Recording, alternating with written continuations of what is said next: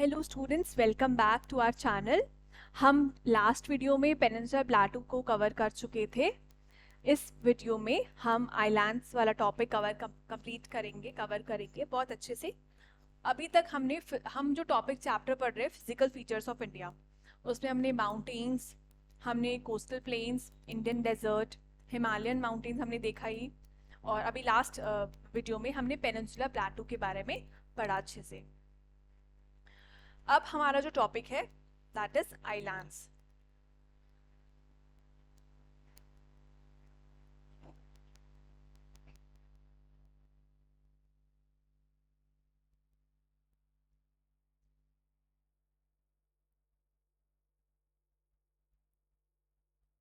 All right, तो शुरू करते हैं। Islands. India has a vast mainland. ये तो हम सभी को पता ही है, इंडिया का जो मेनलैंड है बहुत वास्ट है, बहुत ही वास्ट है। Besides this the country has two group of islands. अब हमारी कंट्री के पास टू ग्रुप ऑफ आइलैंड्स भी है। वास्ट मेनलैंड तो है ही है, लेकिन हमारी कंट्री के पास two main group of islands भी है। हम सभी को तो नाम पता ही है उसका, and they are Lakshadweep islands. Lakshadweep islands group line close to Malabar coast of Kerala. एक है Lakshadweep island, one is Lakshadweep island. हमने देखा ना two group of islands, first is Lakshadweep island जो कि मालाबार कोस्ट ऑफ केरला के पास है, and this group of island is composed of small coral islands. पहला है Lakshadweep island and second one is, और the next one is Andaman and Nicobar islands. अब Lakshadweep islands की हम पे बात कर रहे हैं यहाँ पे कि जो लक्षद्वीप आइलैंड्स है they are the group line close to Malabar coast of Kerala. हमने प्रीवियस वीडियोस में देखा है कि मालाबार कोस्ट कौन सा है, केरला का। और ये जो आइलैंड्स है लक्षद्वीप आइलैंड्स है, जो this group of islands is composed of small coral islands. ये स्मॉल कोरल आइलैंड से मिलकर बना हुआ है। Earlier they were known as Lakadweep, Minicoy and Amindini. पहले लक्षद्वीप आइलैंड्स के नाम अलग थे, पहले उनको लक्षद्वीप आइलैंड्स नहीं कहते थे। पहले they were called Lakadweep, Minicoy and Amindini islands. इनको इस नाम से पहले जानते थे, लेकिन 1973 में these were named as Lakshadweep, और लेकिन 1973 में इनका नाम बदल कर दिया गया था Lakshadweep. It cover small area of 32 square kilometre. इनका एरिया जो है ये बहुत स्मॉल एरिया कवर करते हैं, small area that is 32 square kilometre. Kavaratti island is administrative headquarter of Lakshadweep. अगर अब कवरत्ती आइलैंड की बात करें तो ये क्या है, एडमिनिस्ट्रेटिव हेडक्वार्टर है लक्षद्वीप का। The island group has great diversity of flora and fauna. ये जो आइलैंड है लक्षद्वीप आइलैंड, बहुत ज़्यादा डाइवर्सिटी देखने को मिलती है, फ्लोरा, फ्लावर्स, एनिमल्स की डाइवर्सिटी बहुत ज़्यादा हमें लक्षद्वीप आइलैंड्स पर देखने को मिलती है। The Pitti island which is uninhabited has a bird sanctuary. एक पिटी आइलैंड है, this Lakshadweep island group of islands में पिटी आइलैंड है, ये है बर्ड सेंचुरी, यहाँ पर है bird sanctuary.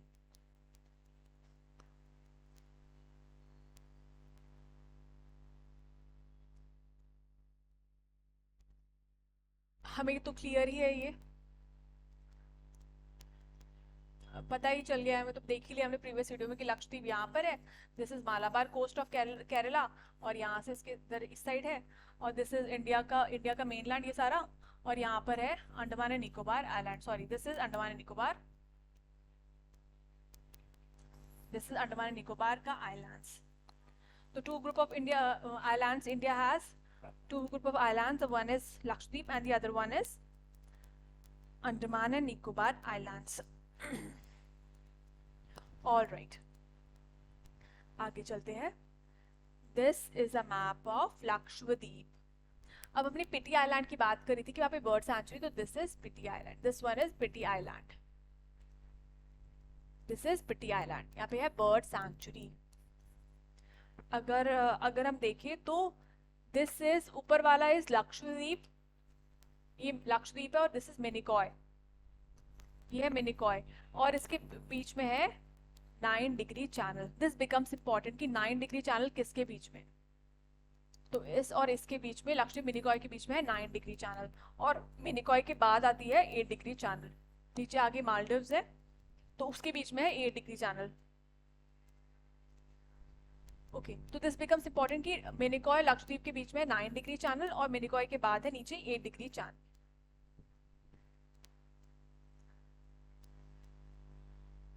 कावाराती is this. Okay, अभी हमने देखा कि लक्षद्वीप जो है group of small coral island से बना है लक्षद्वीप। अभी कोरल्स क्या होते हैं हमें ये तो पता ही होना चाहिए कि ये कोरल से तो बना है लक्षद्वीप।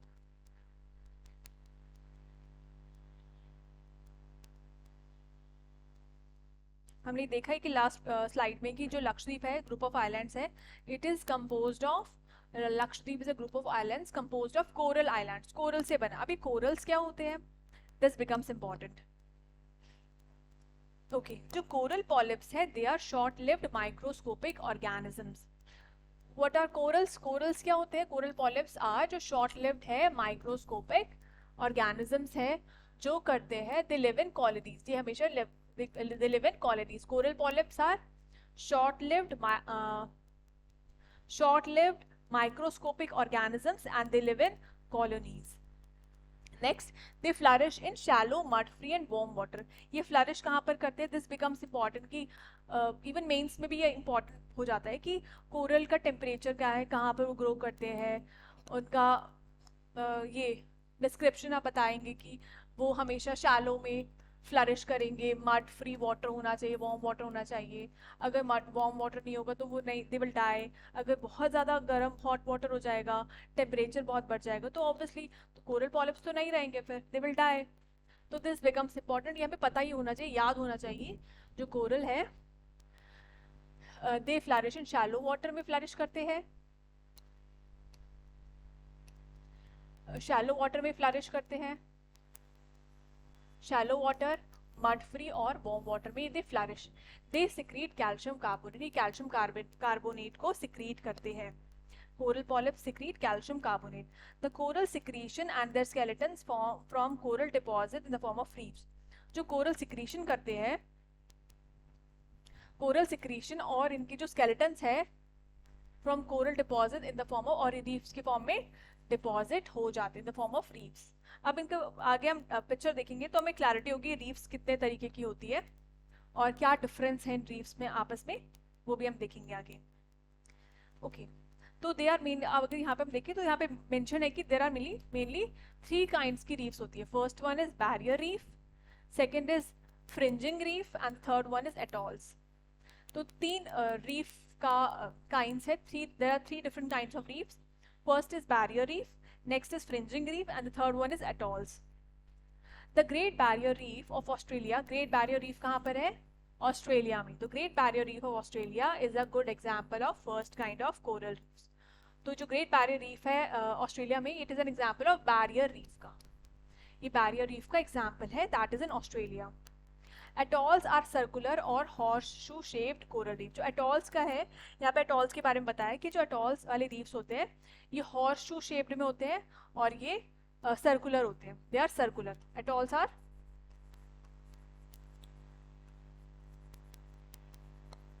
सर्कुलर और हॉर्स शू शेप्ड होते हैं, ठीक है।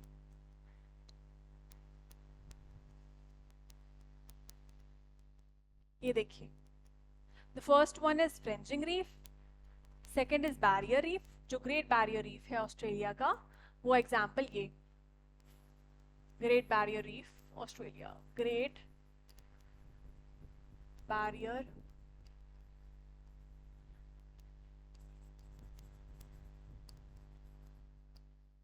तो ये जो है वो बैरियर रीफ का टाइप है। ये जो है फ्रेंजिंग रीफ, यहाँ पे ये रीफ्स कोरल पॉलिप्स ही डेवलप हो जाते हैं आपस में। यहाँ पे ये थोड़ा सा बैरियर रीफ की बैरियर रीफ मतलब बैरियर की तरह बन जाते हैं यहाँ पे, इसके साइड में यहाँ पे वाटर है और यहाँ पे जो बैरियर की तरह ये रीफ डेवलप करते हैं। और इस केस में तो पूरा ये जो हिल है, माउंटेन है, ये अंदर चला जाता है और ऊपर ऊपर से बस ये दिखता है सर्कुलर शेप में, ये दिस इज नॉट विजिबल, इस केस में तो this is visible and this is visible, but इस केस में जो माउंटेन है, जो हिल है, पीक है, ये पानी के अंदर सबमर्ज हो जाती है और बस ये सर्कुलर शेप में या हॉर्सशू शेप में ये दिस ओनली विजिबल. तो this is this type of reef is called atoll. This is atoll, this is barrier reef, and this one is fringing reef. इस पिक्चर से हमें समझ क्लैरिटी हो रही है कि टाइप ऑफ रीफ में डिफरेंस क्या है, अलग अलग तरीके का. एटॉल हमने देख लिया, सर्कुलर है, हॉर्स शू शेप्ड है. बैरियर रीफ भी हमने देख लिया और फ्रिंजिंग रीफ भी हमने देख लिया. और हमने ये भी देखा कि जो बैरियर रीफ है, यही ग्रेट बैरियर रीफ जो ऑस्ट्रेलिया का, ये एग्जाम्पल इस तरीके का रीफ है वहाँ पे. नेक्स्ट, ये अपनी ग्रेट बैरियर रीफ का मैप में लोकेशन है. ये जो ऑस्ट्रेलिया का हिस्सा है ना, this one is great barrier reef. ये जो हिस्सा है ना, यहाँ पर ग्रेट बैरियर रीफ, ये ग्रेट बैरियर रीफ वाला हिस्सा है. This is Australia, map of Australia. Canberra, Pacific ocean, this is Tasmania. यहाँ पर इंडोनेशिया, इंडोनेशिया, यहाँ पे Indian ocean and Papua New Guinea. Okay, तो हमें इतना पता, ये ग्रेट बैरियर रीफ, ये जो हिस्सा है ऑस्ट्रेलिया का, that is great barrier reef. और ये बैरियर रीफ का टाइप का एग्जाम्पल है.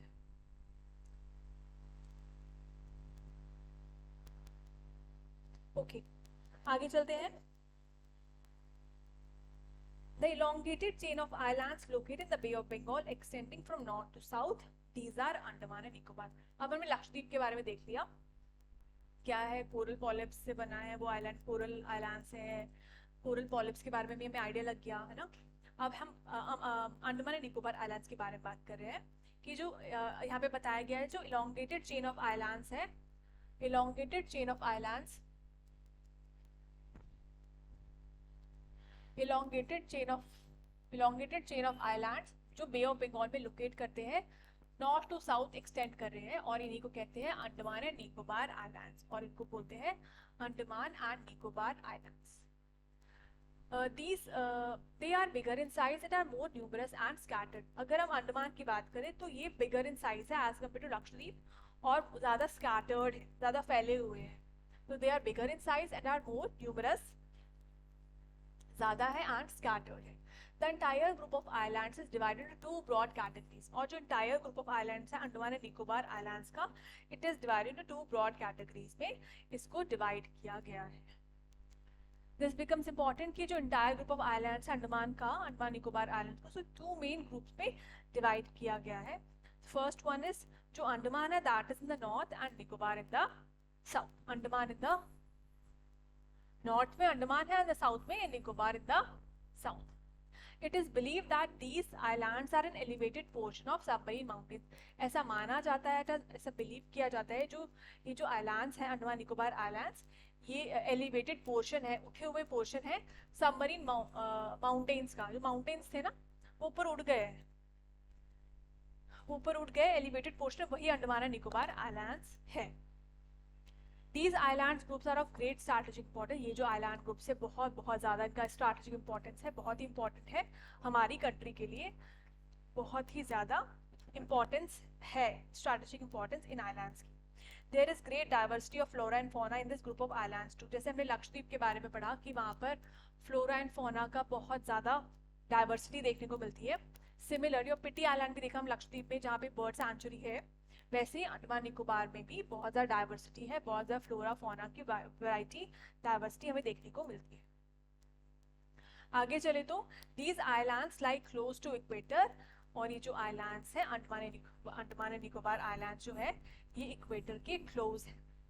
Equator is 0 degree, like close to equator and experience equatorial climate. और यहाँ पे हमें क्या देखने को मिलता है, इक्वेटोरियल क्लाइमेट हमें मिलता है अंडमान निकोबार आइलैंड्स, क्योंकि इक्वेटर के पास है, and has thick forest cover. और यहाँ पे जो फॉरेस्ट कवर है, that is very thick forest cover Andaman Nicobar. और ये कैरेक्टरिस्टिक्स है कि वहाँ पे कैसा क्लाइमेट है, इक्वेटोरियल क्लाइमेट है, फॉरेस्ट कवर काफ़ी थिक है, डाइवर्सिटी बहुत ज़्यादा है फ्लोरा फोना की.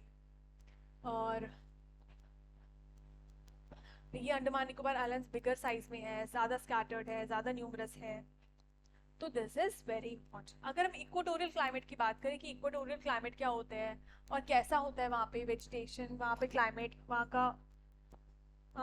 की इकोनॉमी, उसके बारे में थोड़ा सा देखते हैं. वैसे तो हम ये नेक्स्ट आने वाले वीडियोस में देखेंगे, बट यहाँ पे हम थोड़ा ब्रीफ में इसको समझते हैं इक्वेटोरियल क्लाइमेट को। अगर हम लोकेशन की बात करें, जो हॉट वेट इक्वेटोरियल क्लाइमेट है that is found between 5 to 10 degree north and south of the equator. अब इसकी लोकेशन की बात करें, इक्वेटोरियल क्लाइमेट की लोकेशन की बात करें, तो हॉट वेट इक्वेटोरियल क्लाइमेट है जो कि हमें 5 से 10 डिग्री नॉर्थ और साउथ में इक्वेटर के देखने को मिलता है। 5 to 10 degree north and south of equator. It is dominantly found in the lowlands of Amazon. Amazon में, that is in Brazil, Congo and Malaysia and the East Indies. यहाँ पे हमें ये dominantly देखा जा, ये वाला क्लाइमेट जो है हॉट वेट इक्वेटोरियल क्लाइमेट, ये हमें देखने को मिलता है। अगर हम इसकी टेम्परेचर की बात करें, इक्वेटोरियल क्लाइमेट के टेम्परेचर की बात करें, तो इसका टेम्परेचर है great uniformity of temperature through out the year. हमें हमेशा यहाँ पर यूनिफॉर्मिटी ऑफ टेम्परेचर देखने को मिलती है, और इक्वेटोरियल क्लाइमेट में there is a great uniformity of temperature. पूरे साल भर यहाँ का जो टेम्परेचर है यूनिफॉर्म होता है। The mean monthly temperature are always around, जो मीन मंथली टेम्परेचर है, एवरेज देखा जाए मंथली टेम्परेचर जो है यहाँ का हमेशा 24 से 27 डिग्री के बीच में रहता है, विद वेरी लिटिल वेरिएशन, और बहुत ही कम वेरिएशन होती है। And there is no winter. This becomes important कि हॉट वेट इक्वेटोरियल क्लाइमेट में there is no winter. Temperature 24 से 27 डिग्री सेल्सियस के बीच में होता है, और हमने एग्जाम्पल्स देखे कहाँ कहाँ पे ये डोमिनेटली फाउंड होता है, और इसमें यूनिफॉर्मिटी होती है टेम्परेचर की थ्रू आउट द ईयर। ठीक है। प्रेसिपिटेशन की बात करें तो यहाँ पे बहुत ज़्यादा बारिश होती है। इक्वेटोरियल क्लाइमेट जहाँ पे होता है वहाँ पर बहुत ज़्यादा बारिश होती है, और बहुत ज़्यादा बारिश जो है बहुत वेल डिस्ट्रीब्यूटेड है थ्रू आउट द ईयर, पूरे साल भर में। अगर हम एनुअल एवरेज इज ऑलवेज, जो बारिश का एनुअल एवरेज है that is always above 150 centimetre से ज़्यादा ही बारिश होती है।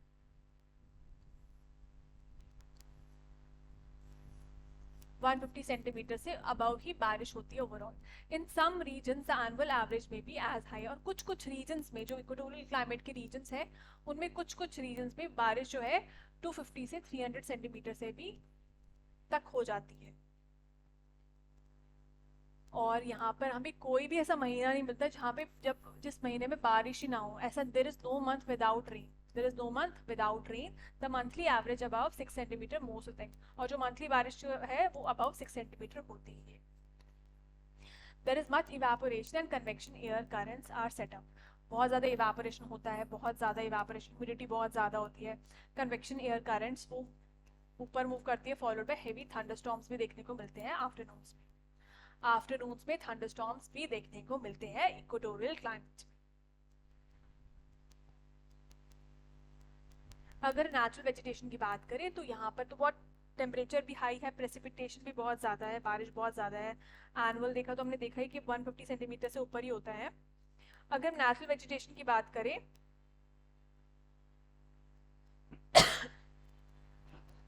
High temperature and abundant rainfall it support a luxuriant tropical rain forest, यहाँ पे हमें मिलता है ट्रॉपिकल रेन फॉरेस्ट देखने को मिलता है।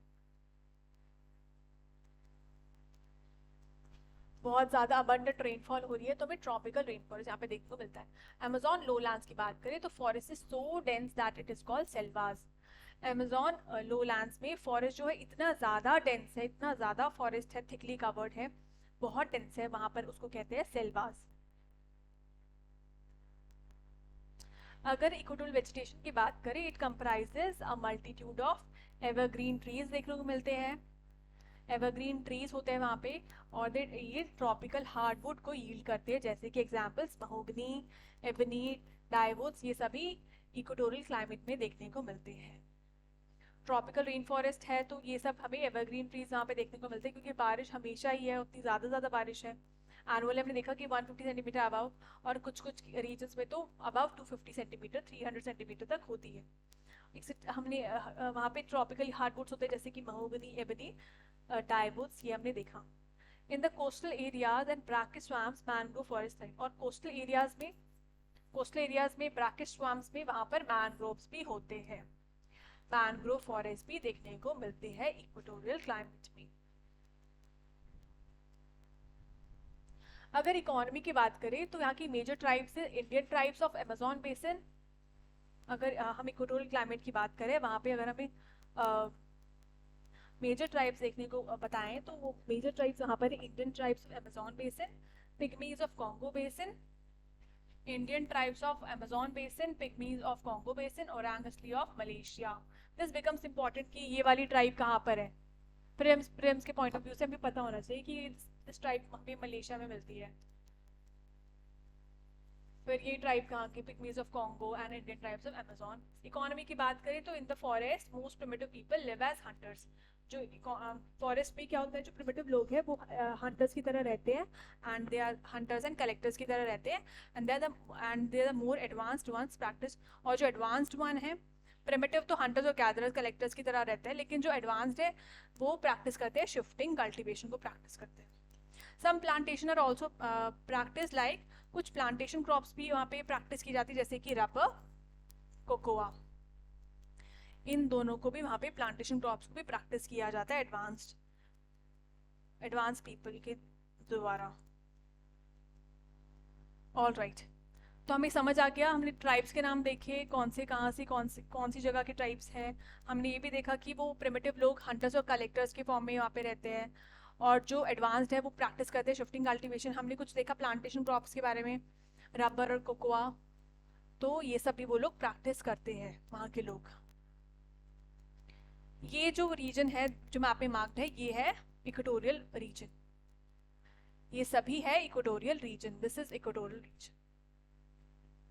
ये जो ऑरेंज कलर में मार्क्ड है, this is equatorial region.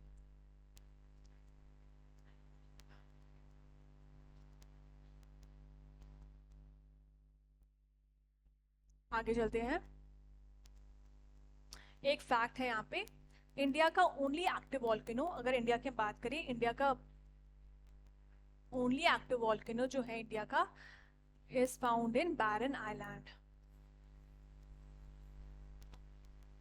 India का जो सिर्फ ओनली एक्टिव वॉल्केनो है वो हमें मिलता है Barren island, Andaman and Nicobar group of islands में। ये Andaman Nicobar group of island यहाँ पे है बैरन आइलैंड। यहाँ पे हमें इंडिया का एकमात्र एक्टिव वॉल्केनो देखने को मिलता है।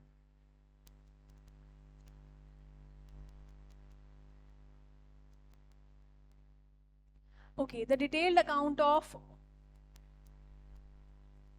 Different physiographic units highlight the unique features of each reason. ये सारे अलग अलग हमने फिजियोग्राफिक यूनिट्स पढ़े, तो पता चलता है कि हर रीजन का अलग यूनिक कैरेक्टरिस्टिक्स है, यूनिक फीचर्स है।